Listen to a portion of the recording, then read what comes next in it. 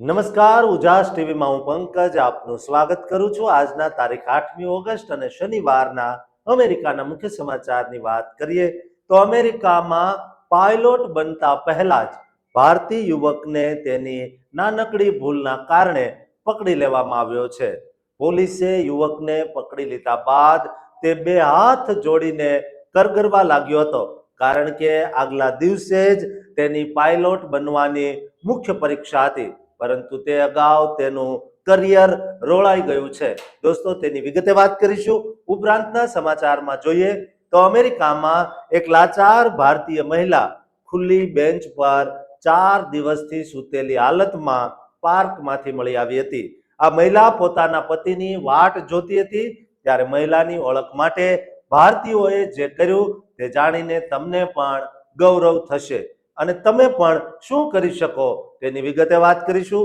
ઉપરાંતના સમાચારમાં જોઈએ તો અમેરિકા કે વિશ્વના કોઈ પણ ખૂણે વસતા ભારતીયો તેમની ભારતમાં રહેલી પ્રોપર્ટી વેચવા માટે પ્રયત્ન કરે ત્યારે કેટલી મુશ્કેલી પડે છે તે જાણીને તમે ચોંકી જશો। શું છે આ હાલાકી તેની વિગતે વાત કરીશું। તો ચાલો તમામ સમાચાર જોઈએ વિસ્તારથી। પોતાના સંતાનને લાખો રૂપિયાનો ખર્ચ કરીને અમેરિકામાં પાયલોટ બનાવવાનું સપનું જોતા મા બાપના આશાસ્પદ 22 વર્ષના પુત્રની એક નાનકડી ભૂલ તેના ફાઇનલ પાયલોટ પરીક્ષાના માત્ર 24 કલાક એટલે કે એક જ દિવસ પહેલા જેલના સળિયા પાછળ ધકેલી દે અને આખા પાયલોટ બનવાના કરિયરને રાતોરાત તબાહ કરી નાખે, ત્યારે તે પરિવાર પર કેવડો મોટો દુઃખનો પહાડ તૂટી પડ્યો હશે। દોસ્તો, અમેરિકાના ફ્લોરિડા રાજ્યમાંથી સામે આવેલા ચોંકાવનારા અને સસ્પેન્સથી ભરેલા કિસ્સા પાછળનું કડવું સત્ય જાણીને તમારા પગ તળેથી જમીન સરકી જવાની છે। આધુનિક યુગમાં અમેરિકામાં વસતા આપણા વિદ્યાર્થીઓની શિસ્ત અને વાહન ચલાવવા અંગે બહુ મોટા સવાલો ઊભા થયા છે। કાનૂની અને પોલીસ અહેવાલો મુજબ ફ્લોરિડાના પામ કોસ્ટ વિસ્તારમાં રહેતો અને પાયલોટ બનવાનો ઉચ્ચ અભ્યાસ કરતો 22 વર્ષનો યુવક વિશ્વજીત અરુણ નાયક પોતાના 3 મિત્રો સાથે મોંઘી ડોઝ ચેલેન્જર સ્પોર્ટ્સ કાર લઈને I-95 હાઈવે પરથી પસાર થઈ રહ્યો હતો। તે સમયે તેને રસ્તા પર પોલીસ વાહન ન હોવાનું માનીને ભારે ટ્રાફિક વચ્ચે કલાકના 115 થી 125 માઇલ એટલે કે કલાકના 200 કિલોમીટરની ભયાનક ઝડપે વાહન હંકારીને તમામ 3-4 લેનમાં અતિશય જોખમી રીતે ઝિગઝેગ મોડમાં કટ મારવાનું શરૂ કર્યું હતું। આ દરમિયાન તેણે અજાણતા જ એક એવી અંડરકવર કારને હાઈવે પર ક્રોસ કરી જેમાં ફ્લેગલર કાઉન્ટીના શેરીફ રિક સ્ટેલી પોતાની પત્ની સાથે ખાનગી વાહનમાં ડિનર માટે જઈ રહ્યા હતા। શેરીફ રિક સ્ટીલીએ પોતાની ગાડીની ઇમરજન્સી લાઇટ અને સાયરન ચાલુ કરીને તેને રોકવાનો ઈશારો કર્યો, પરંતુ વિશ્વજીતે ગાડી રોકવાને બદલે સ્પીડ વધારી અને ભાગવાનો પ્રયાસ કર્યો। આથી શેરીફે હાઈવે પર ચેઝ શરૂ કરીને 6 માઇલ સુધી પીછો કર્યો। આખરે વોલુસિયા કાઉન્ટી સરહદ પાસે વિશ્વજીતે પોતાની કાર સાઈડમાં રોકીને ચાવી છત પર મૂકી દીધી। પોલીસે તેની અટકાયત કરતી વખતે આસપાસથી પસાર થતા અન્ય વાહન ચાલકોએ ખુશીથી હોર્ન વગાડીને પોલીસ અધિકારીઓનો આભાર માન્યો હતો।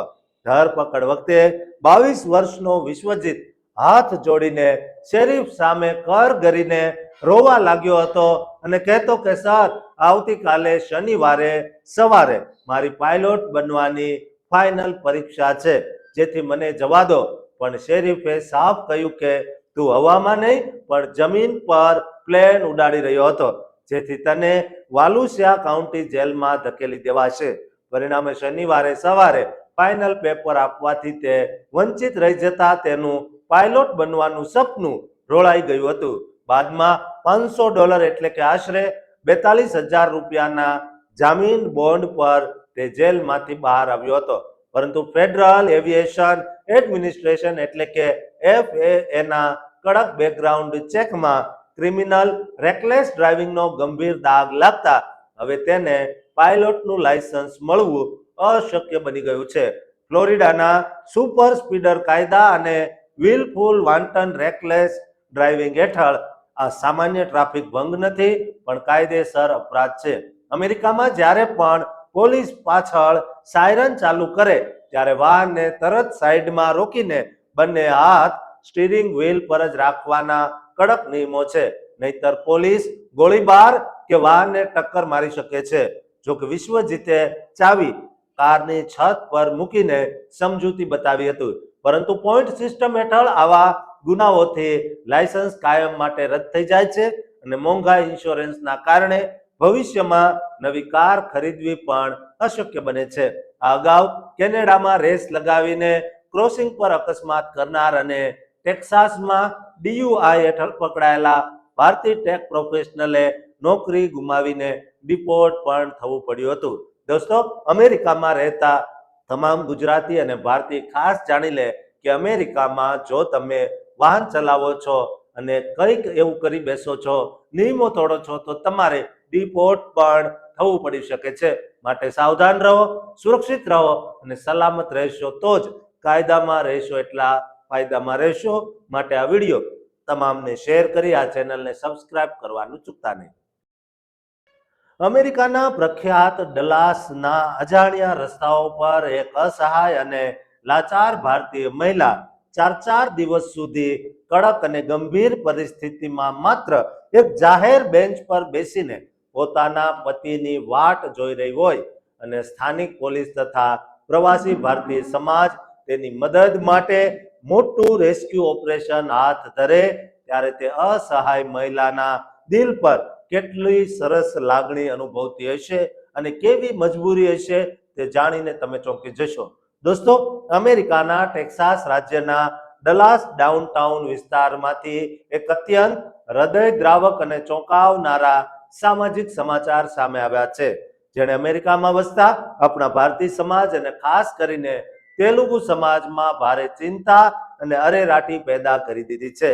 દોસ્તો, સ્થાનિક અહેવાલો મુજબ ડલાસ ડાઉનટાઉનમાં આવેલા કોર્ટ વિસ્તાર નજીક માર્કેટ સ્ટ્રીટ પર કોમર્સ અને જેક્સન સ્ટ્રીટ વચ્ચે આવેલી એક જાહેર બેન્ચ પર આશરે 45 થી 60 વર્ષની ઉંમર ધરાવતી એક ભારતીય મહિલા છેલ્લા 4 દિવસથી સાવ એકલી, અટુલી અને આઘાતમાં અટવાયેલી જોવા મળી રહી હતી.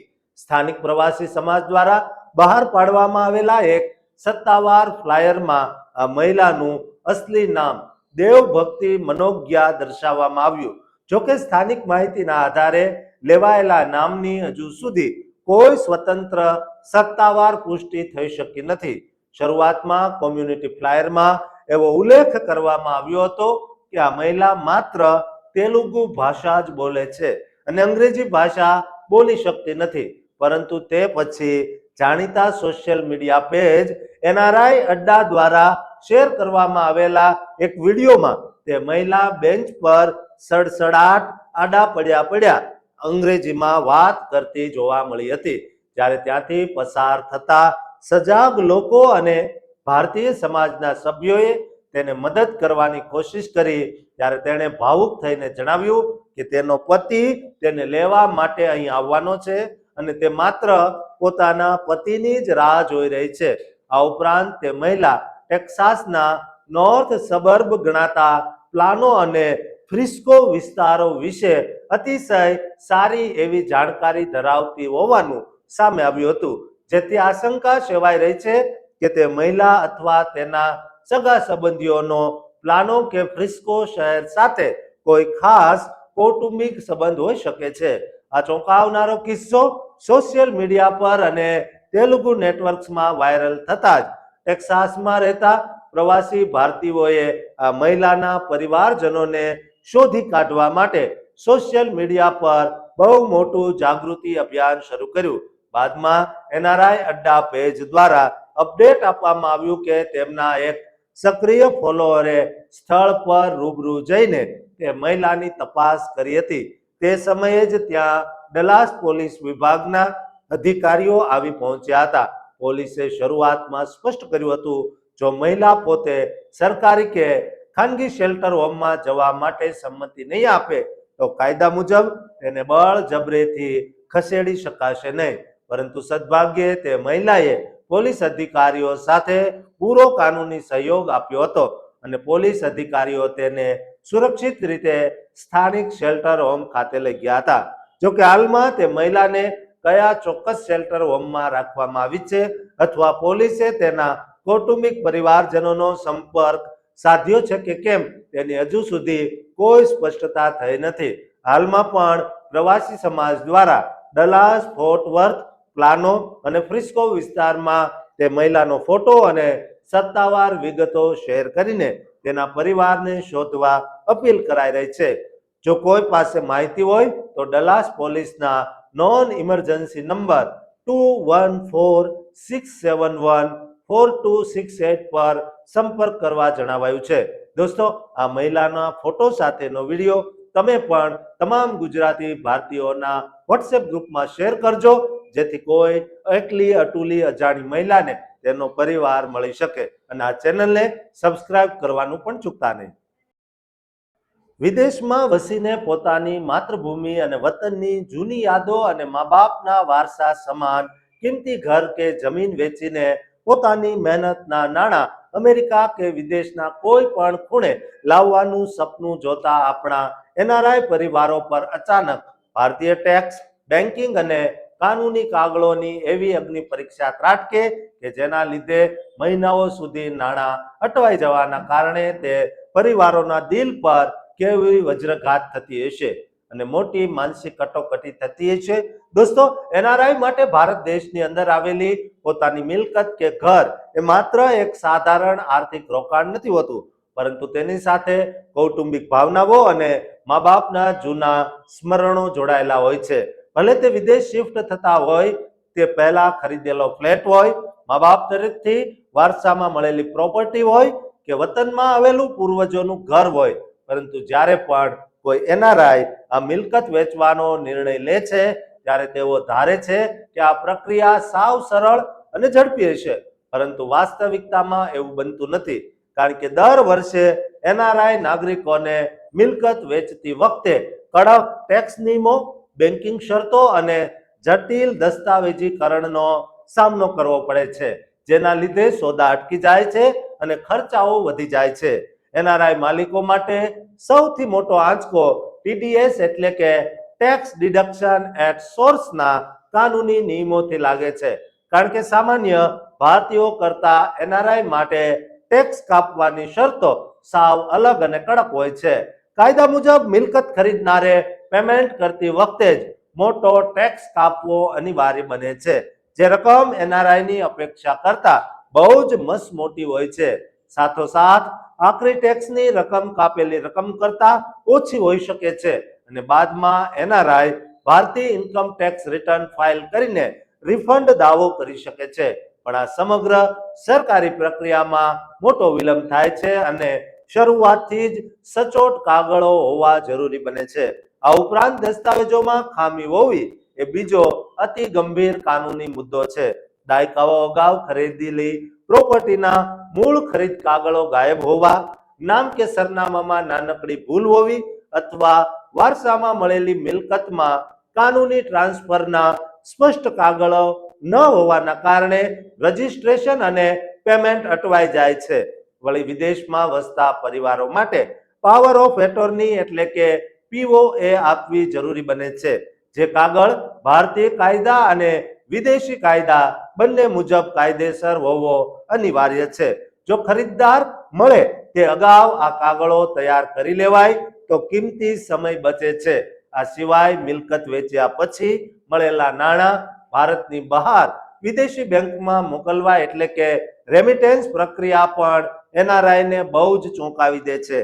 કારણ કે ભારતીય બેંક એકાઉન્ટમાં પૈસા આવી જવાથી તે આપોઆપ વિદેશ નથી જઈ શકતા, પરંતુ તેના માટે બેન્કિંગ નિયમો, ટેક્સ ક્લિયરન્સ અને પુરાવા આપવા પડે છે. સાથોસાથ માતા પિતાના અવસાન બાદ વારસાગત મિલકતના રેકોર્ડ્સ તુરંત અપડેટ ન કરાયા હોય તો વર્ષો પછી વેચાણ વખતે સક્સેશનલ દસ્તાવેજો, માલિકીની ચકાસણી અને મૂળ ખરીદીનો ઇતિહાસ મોટો પ્રશ્ન બની જાય છે.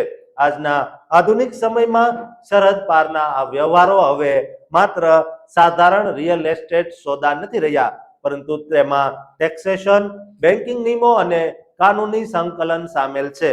તેથી તમામ એનઆરઆઈ માટે શ્રેષ્ઠ સલાહ એ છે કે મિલકત વેચતા મુકતા અગાઉ કાગળો ચકાસી લેવા, ટેક્સ ગણતરી સમજી લેવી, બેંક વ્યવસ્થા સ્પષ્ટ કરવી અને ખરીદદાર મળે ત્યાં સુધી રાહ જોવાને બદલે અગાઉથી જ આયોજન કરવું, જેથી બિનજરૂરી દબાણ અને સોદો રદ થવાનું જોખમ અટકી શકે. કારણ કે પૂરતી પૂર્વ તૈયારી એ જ એક સફળ સોદા અને મહિનાઓની લાંબી નાહકની પરેશાની વચ્ચેનો મુખ્ય તફાવત છે. દોસ્તો, તમે પણ અમેરિકા રહો છો અને ત્યાં તમારા સગા સંબંધીઓ એનઆરઆઈ ભારતમાં મિલકત વેચવા માંગે છે, તો આ વિડીયો તેમને શેર કરજો અને આ ચેનલને સબસ્ક્રાઇબ કરવાનું ચૂકતા નહીં.